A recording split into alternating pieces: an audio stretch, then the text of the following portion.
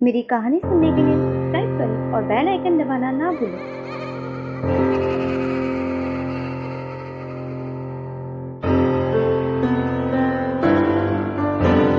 थे। एक आदमी गाना गाते हुए झाड़ू मार रहा था रोड पर। तभी उसे दो लाश दिखती है, आदमी और औरत की।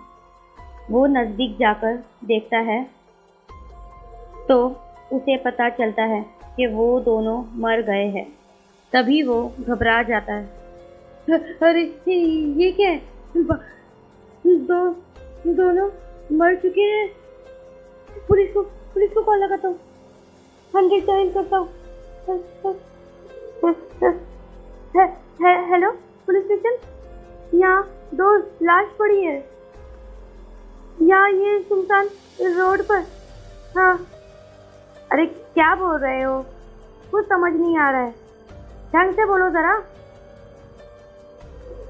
अरे यहाँ लाश पड़ी है 2 जन की, आप जल्दी यहाँ आओ, मैं आपको एड्रेस सेंड करता हूँ। ठीक उसके आधे घंटे बाद पुलिस वहाँ क्राइम के लोकेशन पर पहुँचती है। तभी वो लोग वहाँ देखते हैं कि वहाँ लाश के पास बहुत सारी भीड़ जमा है। तो पुलिस कहती है, सब लोग साइड हो जाओ, लाश से जल्दी साइड हो जाओ, बॉडी से जल्दी जल्दी, कोई भी बॉडी के पास नहीं दिखना चाहिए, सब साइड हो जाओ। और किसने हमें फोन किया था? कौन है वो इनमें से? कोई झाड़ू वाला था ना?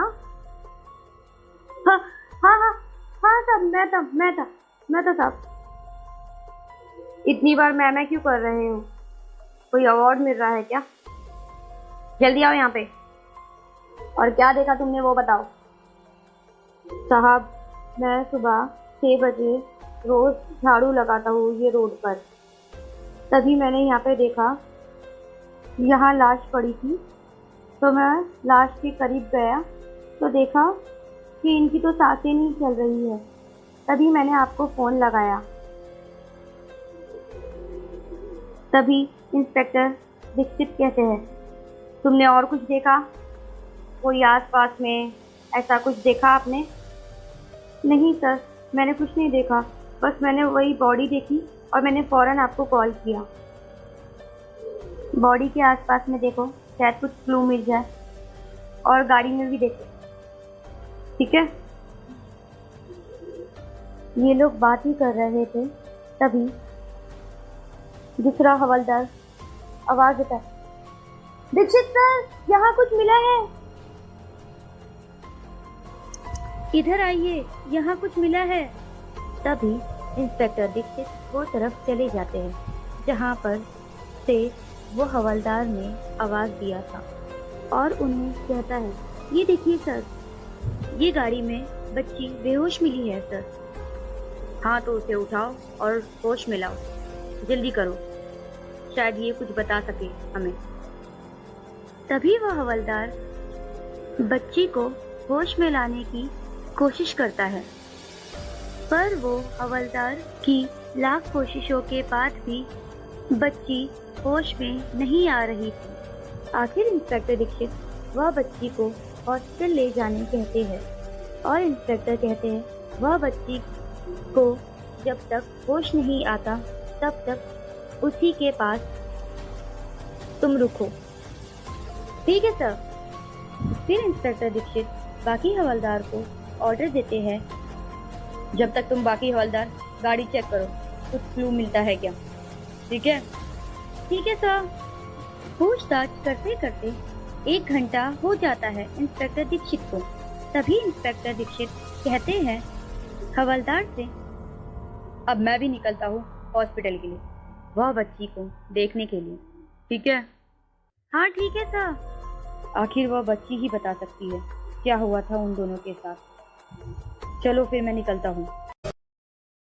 जब इंस्पेक्टर दीक्षित क्राइम सीन से निकलकर सिटी हॉस्पिटल पहुंचे, तभी उन्हें वह हवलदार दिखा जिससे इंस्पेक्टर दीक्षित ने वह बच्ची को हॉस्पिटल ले जाने कहा था। तभी इंस्पेक्टर वह हवलदार के करीब जाकर पूछते हैं, वो बच्ची कहाँ है? उसे होश आया? नहीं सर, अभी तक तो नहीं आया। तभी डॉक्टर सुधांशु वहां आकर कहते हैं, बच्ची मूवमेंट कर रही है, लगता है उसे थोड़े टाइम में होश आ जाएगा। तभी इंस्पेक्टर दीक्षित कहते हैं, ठीक है, ये तो बहुत अच्छी बात है, चलिए वो बच्ची के रूम में लेकर हमें। तभी डॉक्टर सुधांशु कहते हैं, आइए मेरे साथ, मैं आपको लेके चलता हूँ वो बच्ची के पास। तभी वहाँ नर्स खड़ी कहती है, डॉक्टर जल्दी आइए, बच्ची को होश आ गया है। जब डॉक्टर सुधांशु बच्ची के पास आते हैं तो देखते हैं बच्ची अभी भी ठीक से होश में नहीं आई है, वो अभी भी कुछ बड़बड़ा रही है। तो वो बच्ची के पास जाकर सुनते हैं कि वो क्या कह रही है। तो वो सुनते हैं बच्ची कह रही है, मम्मी पापा मुझे छोड़कर मत जाओ, मम्मी पापा मुझे छोड़कर मत जाओ। तभी इंस्पेक्टर दीक्षित वहां आकर कहते हैं, डॉक्टर सुधांशु, ये आप क्या कर रहे हैं?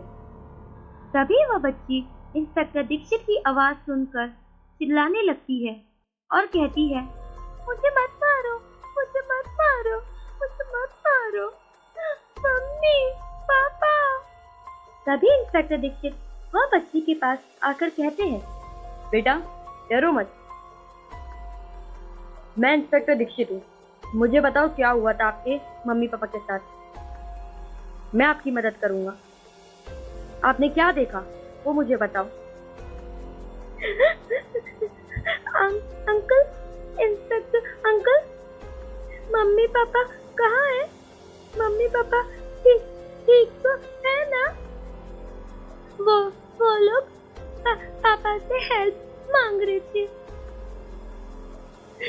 तो मम्मी ने कहा भी कि बाहर मत जाओ पापा को। तो पापा ने कहा वो बेचारों को मेरी हेल्प चाहिए, मैं उनकी हेल्प कर लेता हूँ, ऐसा पापा ने कहा। और वो जैसे ही बाहर निकले वो लोग पापा को घसीटने लगे और फिर उनको देख के मम्मी भी बाहर निकल गए पापा के पीछे उनको बचाने के लिए। पर वो दूसरा वाला आदमी मम्मा को मारने लगा और जो पहला वाला था वो पापा को मार रहा था। अंकल, पापा कहाँ है? मम्मा कहाँ है? वो तो है ना अंकल।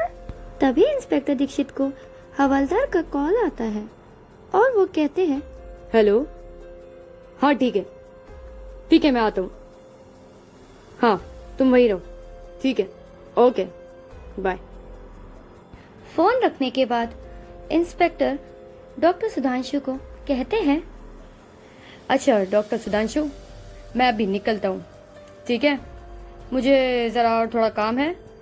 वो और लोग फिर उन पर हमला कर देते हैं। कहते हैं, अगले दिन सुबह हवलदार तुम यहीं रुकना बच्ची के पास, मैं थोड़ा टाइम बाद आता हूँ, ठीक है, तुम ध्यान रखना, और कुछ बच्ची को याद आता है तो वो मुझे बताना, फोन करना मुझे, ठीक है।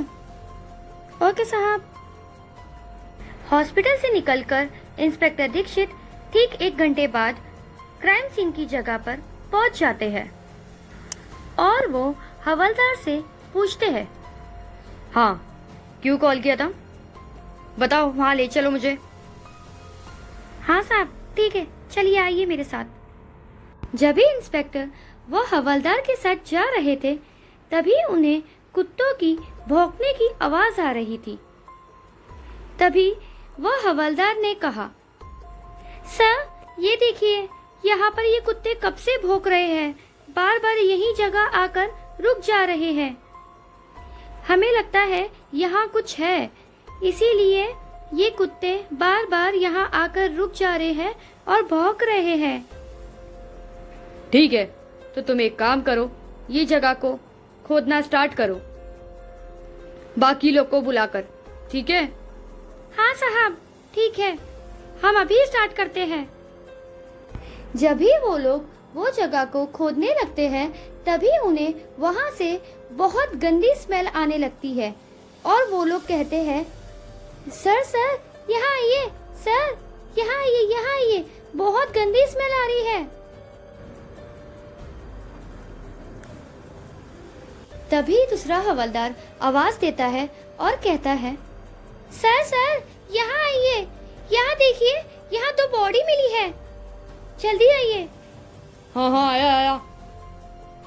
जैसे ही इंस्पेक्टर वहां जाते हैं और देखते हैं, ठीक है, ये बॉडी को फॉरेंसिक डिपार्टमेंट लेकर जाओ और जैसे ही इसकी रिपोर्ट आए मुझे इन्फॉर्म करो। हाँ ठीक है सर। एक दिन बीत गया था, आज फॉरेंसिक रिपोर्ट आने वाली थी, तभी पता चल सकता था कि वो बॉडी का मर्डर कैसे हुआ।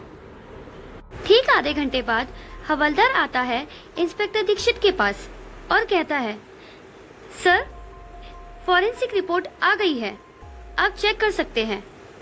जैसे ही इंस्पेक्टर वो रिपोर्ट पढ़ते हैं तो उन्हें पता चलता है कि ये बॉडी की मौत गला घोटने से हुई है।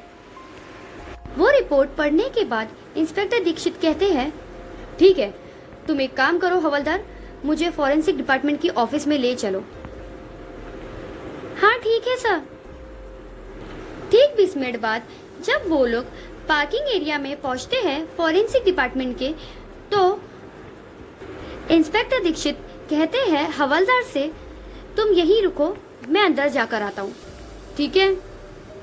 हाँ सर, ठीक है, आप जाकर आइए, मैं यहीं रुकता हूँ। ठीक आधे घंटे बाद इंस्पेक्टर दीक्षित फॉरेंसिक डिपार्टमेंट से निकलकर कहते हैं हवलदार से, एक काम करो, अब मुझे हॉस्पिटल ले चलो, जल्दी। फिर वो लोग सिटी हॉस्पिटल पहुंच जाते हैं और सीधा डॉक्टर सुधांशु के कैबिन में चले जाते हैं और इंस्पेक्टर दीक्षित कहते हैं, डॉक्टर सुधांशु, मैंने आपको जो तैयारी करने कही थी वो आपने कर लिया है क्या? फिर डॉक्टर सुधांशु कहते हैं, हाँ, मैंने भी कर लिया है तैयारी सारी, आपको 2-3 दिन में मैं सारी रिपोर्ट देता हूँ। ठीक है? हाँ ठीक है, अब मैं निकलता हूँ यहाँ से। जैसे भी रिपोर्ट आए आप मुझे कॉल करना, मैं आ जाऊँगा यहाँ पे। ठीक है? हाँ ठीक है। ठीक कुछ दिनों बाद डॉक्टर सुधांशु का कॉल आता है इंस्पेक्टर दीक्षित को और वो फोन उठाकर कहते हैं, हाँ कहिए डॉक्टर सुधांशु, क्या रिपोर्ट आई है? तो डॉक्टर सुधांशु कहते हैं, आप यहाँ आ जाइए, मैं आपको बताता हूँ सारी डिटेल्स। तो इंस्पेक्टर दीक्षित कहते हैं, हाँ ठीक है, मैं आता हूँ वहाँ पे। जब इंस्पेक्टर डॉक्टर सुधांशु के कैबिन में पहुँचते हैं तो डॉक्टर सुधांशु कहते हैं, आइए इंस्पेक्टर, मैं आपको सारी डिटेल्स बताता हूँ। जब ये दोनों बात ही कर रहे थे तभी वहाँ हवलदार आते हैं और कहते हैं, सर, डॉक्टर सुधांशु ने जैसा कहा था वो सारी बात सच निकली। मैंने सारे डिपार्टमेंट में कॉल किया और पूछा, वो सबने वही कहा जो डॉक्टर सुधांशु ने कहा था। गुड, ये तुमने बहुत अच्छा काम किया। तभी वो लोग वहाँ से निकलकर दूसरे कैबिन में चले जाते हैं। बेटा, तुम्हारे माँ बाप को जिसने मारा है उसका पता चल गया है। तभी वो कहती है, क्या अंकल, सच में मेरे मम्मा पापा नहीं रहे?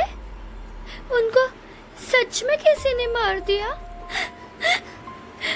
तो वो कहाँ है, वो जिसने मारा मेरे मम्मा पापा को?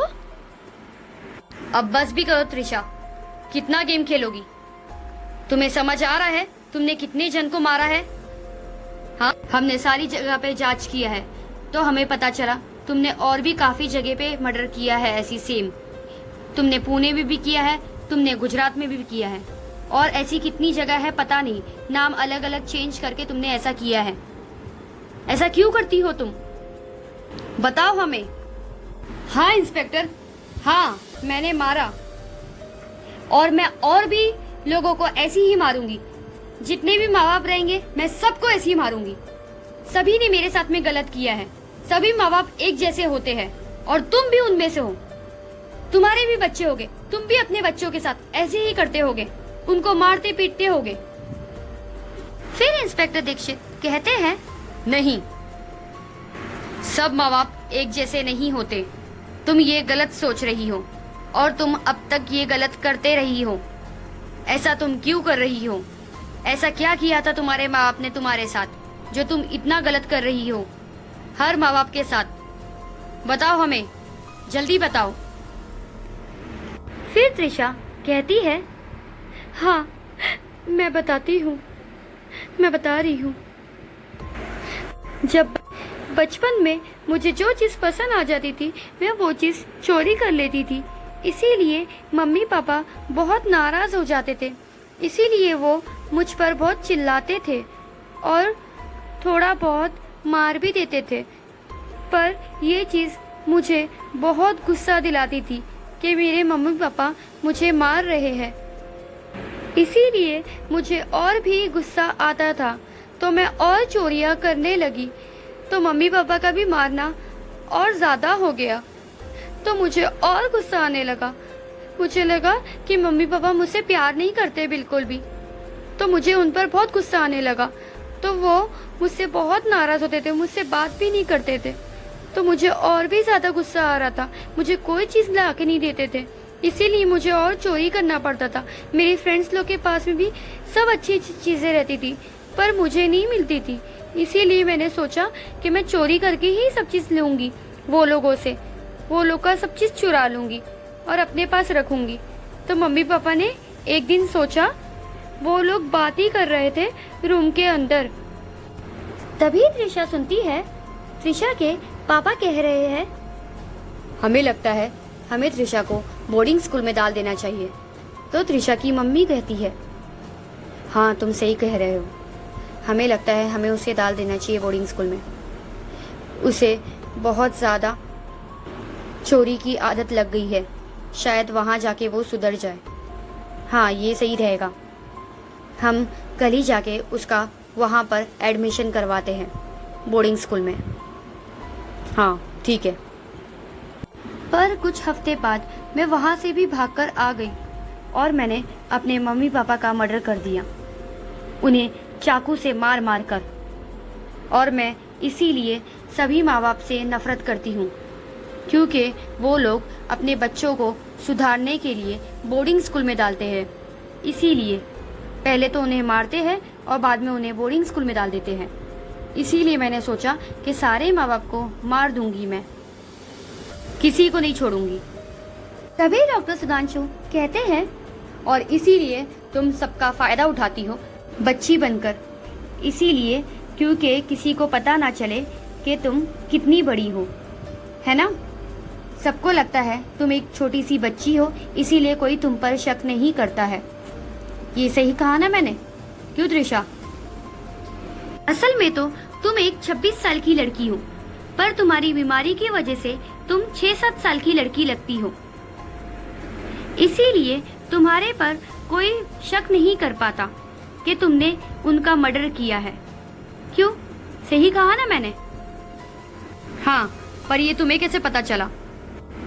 तभी डॉक्टर सुधांशु कहते हैं, मुझे इंस्पेक्टर दीक्षित ने कहा था कि तुम्हारा सारा टेस्ट करने के लिए, और मैंने जब तुम्हारा टेस्ट किया तो सारी रिपोर्ट इंस्पेक्टर दीक्षित को दे डाली।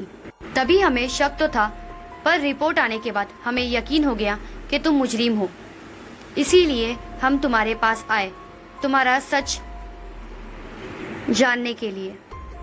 हाँ, मैंने ही किया है, सब कुछ मैंने किया है और मैं आगे भी यही सब करूंगी। तभी इंस्पेक्टर दीक्षित कहते हैं हवलदार से, हवलदार लेडीज कांस्टेबल को बुलाओ जल्दी। हाँ सर, बस बाहर ही खड़े हैं वो, मैं आया लेकर। और वो लोग त्रिशा को लेकर चले जाते हैं हॉस्पिटल से। तभी हवलदार कहते हैं, त्रिशा, हमने तो एक सवाल का जवाब तो आपसे लिया ही नहीं, जिसकी वजह से तुम पकड़ी गई हो। अब क्या है, पूछो।